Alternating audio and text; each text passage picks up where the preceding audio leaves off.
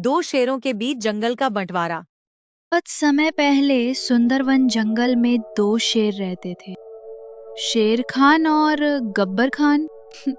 ये बस नाम के सगे थे, खून का रिश्ता था, लेकिन दिलों में जंग छिड़ी थी।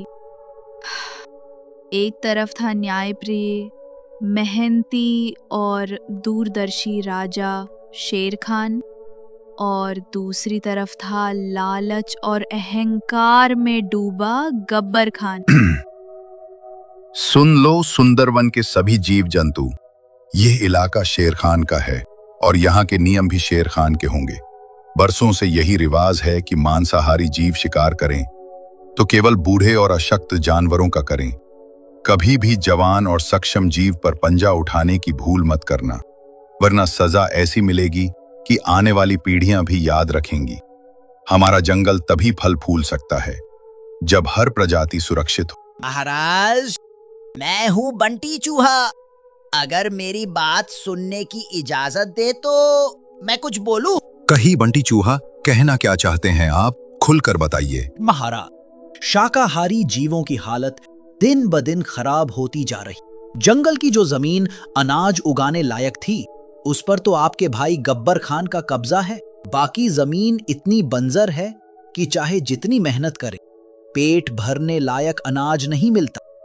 महाराज, आज तो किसी तरह गुजर बसर हो रही है, लेकिन आने वाले दिनों में भूख हमारा सबसे बड़ा दुश्मन होगी। बंटी, तुम्हारी बात गंभीर है, लेकिन हर मुद्दे का हल एक ही दिन में नहीं निकलता। आज के लिए इतना कहता हूं, जितना है उसमें सब गुजारा करो। कल का सूरज नई उम्मीद लेकर आएगा। हम इस पर विचार करेंगे और कोई भी अन्याय, चाहे वो मेरा भाई ही क्यों ना करे, बर्दाश्त नहीं होगा। शेर खान इतना बोलकर चला जाता है और उधर गब्बर खान क्यों रे भेड़िया, इस बार जनगणना का क्या हाल है? कितने शाकाहारी जीव बचे हैं मेरे इलाके में? महाराज, बस एक ही परिवार बचा है, मेमना रानी और उसका छोटा बच्चा। बाकी तो आपके शिकार में सब खत्म हो गए। सिर्फ 1 महीने में ही आपके इलाके में शिकार ढूंढना भी मुश्किल हो जाएगा। ये क्या बोल रहा है तू? अगर शिकार ही नहीं रहेगा तो हम खाएंगे क्या? भूखे मर जाएं क्या हम? महाराज, यही तो आपको पहले सोचना चाहिए था। जब से आप राजा बने हैं, आपने इतनी बेरहम शिकारी की है कि गिनने के लिए उंगलियां कम पड़ जाएं। अब हालत यह है कि आखिरी बचा शिकार भी आपके बड़े भाई के इलाके में भाग गया है। भागेगा कहाँ? शिकार मेरा है, चाहे वो भाई के इलाके में क्यों ना चला जाए। आज चाहे आसमान टूट पड़े, मैं उस मेमना रानी को खाकर ही दम लूंगा। चल भेड़िया, मेरे साथ। इतना बोलकर दोनों मेमना के पास जाने लगते हैं।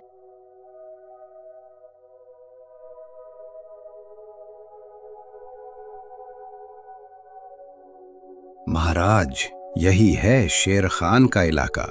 मेमना रानी यहीं छुपी होगी। लेकिन ये जगह आपके लिए खतरे से खाली नहीं है। खतरा? गब्बर खान के लिए? ये जंगल मेरी लगों में बहता है भेड़िया, और शिकार मेरा हक है, चाहे वो भाई का इलाका हो या किसी और का। आज मेमना रानी का अंत पक्का है। अचानक झाड़ियों के पीछे से मेमना रानी और उसका बच्चा दिखाई देते हैं, डर के मारे कांपते हुए। भागो मत, तुम्हारा वक्त आ गया है। आज तुम्हारी चीखें इस जंगल में आखिरी बार गूंजेंगी। गब्बर खान झपटता है, तभी उसके सामने शेर खान आ जाता है। बस एक कदम और ये जंगल तुम्हारे नाम को हमेशा के लिए मिटा देगा गब्बर। ये इलाका मेरा है और यहाँ मेरे नियम चलते हैं। तुम्हारे लालच ने पहले ही तुम्हारे इलाके को वीरान कर दिया। अब तुम मेरी प्रजा पर पंजा उठाओगे। जब तक शेर खान जिंदा है, कोई भी मासूम इस जंगल में डर के साए में नहीं जिएगा। तू मुझे रोक सकेगा? तू सिर्फ अपनी प्रजा का राजा है, मैं इस पूरे जंगल का शेर हूं। मेरा शिकार मुझसे छीनने की हिम्मत कैसे हुई तुझ में? हिम्मत नहीं, फर्ज कहो इसे। राजा वो नहीं जो ताकतवर हो, राजा वो है जो कमजोर को भी उतना ही जीने का हक दे जितना खुद जीता है। अगर तुझे भूख लगी है तो मैं तुझे शिकार दूंगा, लेकिन इस मेमना रानी को एक बाल भी बांका नहीं होने दूंगा। ठीक है भाई, आज तेरे इलाके का कानून मान लेता हूं, लेकिन याद रख, जंगल के हर कोने में तू नहीं होगा, और जब मैं अकेला शिकार देखूंगा कोई नहीं आएगा उसे बचाने। गब्बर खान मुड़के चला जाता है। शेर खान मेमना रानी और उसके बच्चे को अपनी सुरक्षा में लेकर जंगल के अंदर ले जाता है। रात का समय, गब्बर खान का अड्डा। आधा चांद आसमान में है, चारों ओर अंधेरा और ठंडी हवा। गब्बर खान गुफा के पास बैठा है, उसकी आंखों में लाल चमक। भेड़िया पास में खड़ा है, डर और उत्सुकता के बीच। भेड़िया, आज की हार मैं भूला नहीं।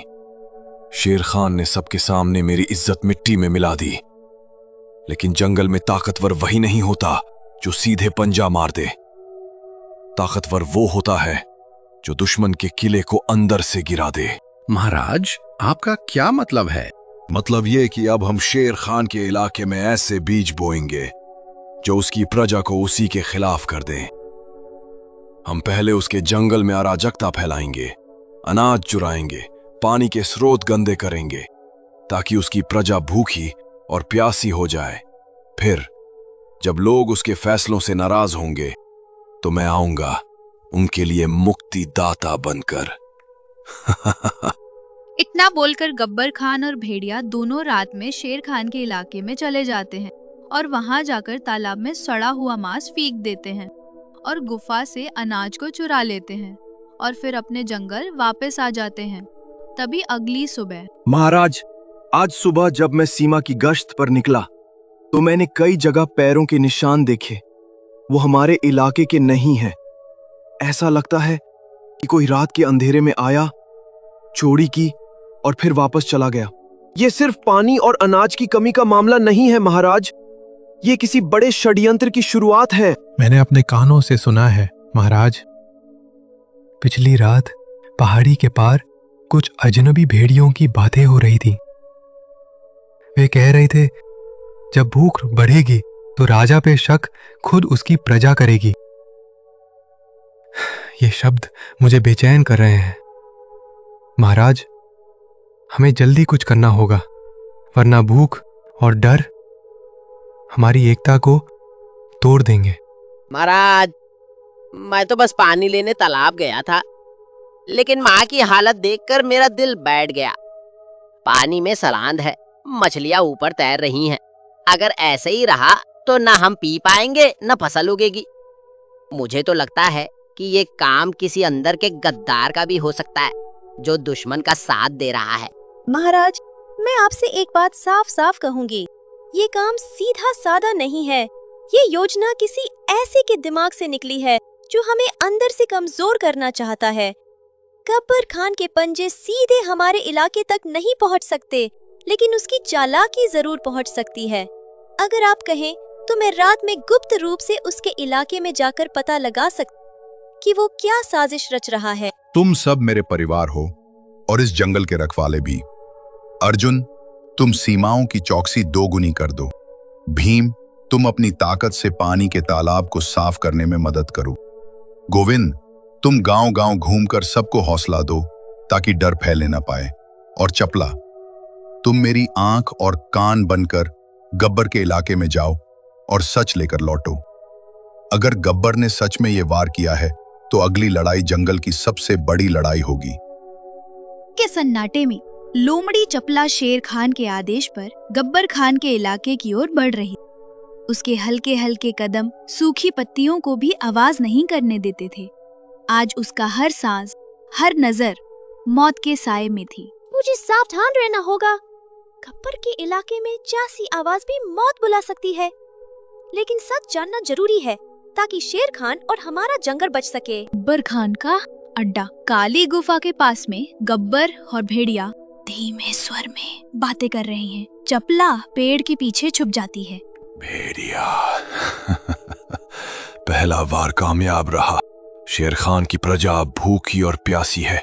अगला कदम यह होगा कि उनके बीच झगड़े करवाओ। अनाज और पानी के लिए लड़ाई होगी, और जब राजा अपनी प्रजा को काबू में नहीं रख पाएगा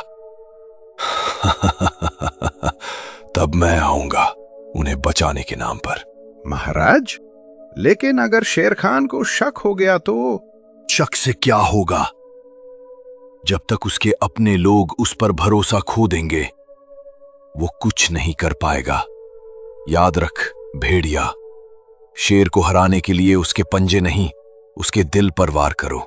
चपला ये सुनकर हैरान रह जाती है। उसके कान खड़े हो जाते हैं, लेकिन तभी पास में एक सूखी टहनी टूट जाती है और हल्की सी आवाज गूंजती है। महाराज, कुछ आवाज आई।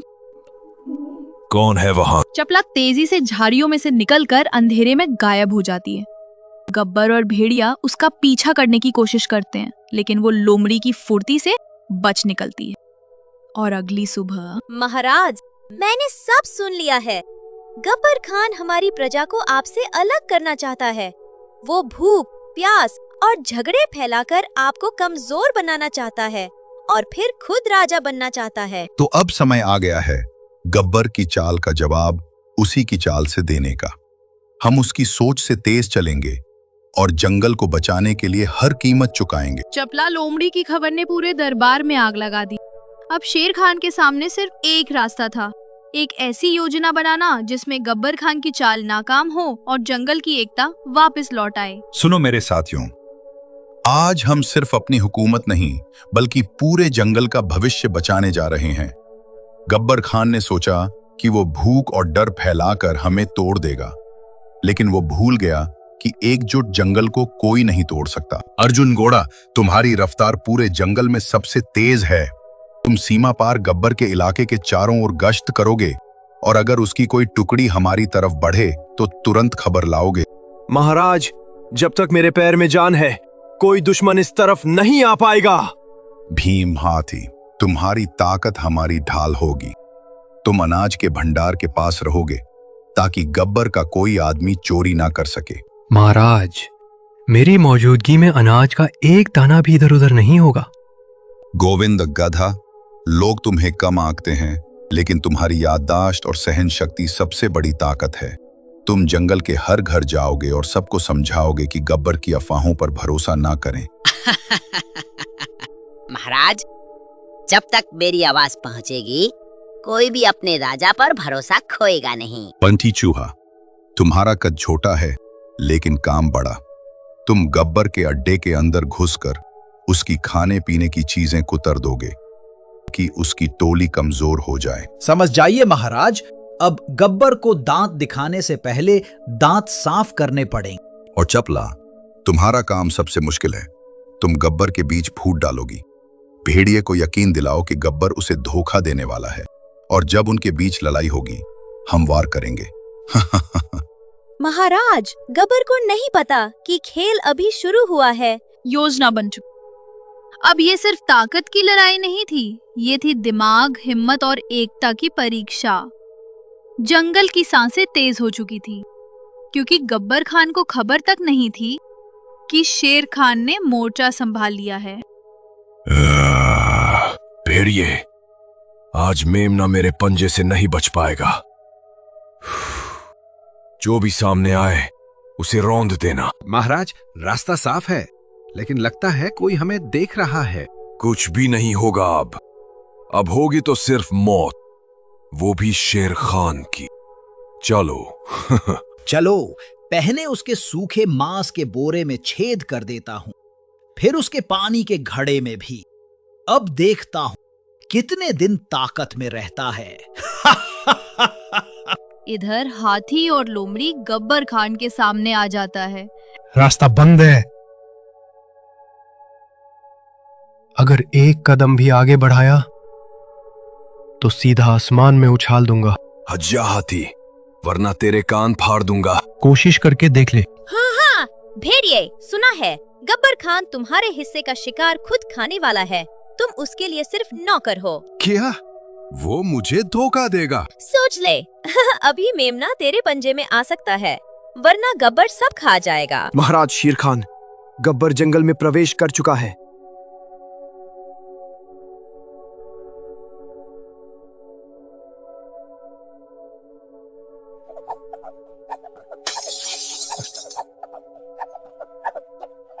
जंगल का कानून भूल गया था। गब्बर, आज तुझे जिंदा छोड़ रहा हूं ताकि तू याद रखे, राज ताकत से नहीं, एकता और न्याय से चलता है। शेर खान, तूने मुझे जिंदा छोड़कर गलती की। अब मैं जंगल का राजा नहीं, जंगल का साया बनूंगा और तुझे वहीं खत्म करूंगा जहां तू सोच भी नहीं सकता। गब्बर, तेरा साथ देकर मैंने कुछ नहीं पाया। अब मैं शेर खान के पास जा रहा हूं। जा, पर याद रख, गब्बर की छाया से कोई नहीं बचता।